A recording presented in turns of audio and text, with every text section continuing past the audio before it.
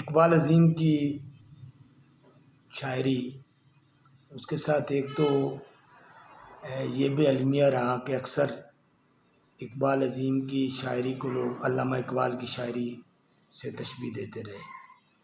ایک بڑا باکمال اردو کا شاعر اقبال عظیم گزرے ہیں، ان کی ایک نظم میں آپ کے سامنے رکھتا ہوں۔ منصب تو ہمیں بھی مل سکتے تھے، شرط لیکن حضوری تھی۔ منصب تو ہمیں بھی مل سکتے تھے، شرط لیکن حضوری تھی۔ یہ شرط ہمیں منظور نہ تھی، بس اتنی سی مجبوری تھی۔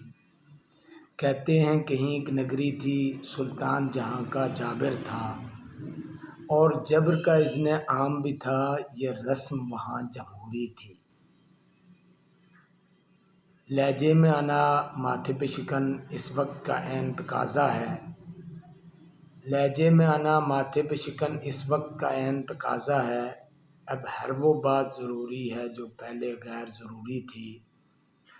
ہم ٹھوکر کھا کر جب بھی گرے راہگیروں کو آواز نہ دی۔ ہم ٹھوکر کھا کر جب بھی گرے راہگیروں کو آواز نہ دی۔ وہ آنکھوں کی معذوری تھی، یہ غیرت کی مجبوری تھی۔ یہ بات برسوں پہلے کی ہے جب ہم بھی عینی شاہد تھے۔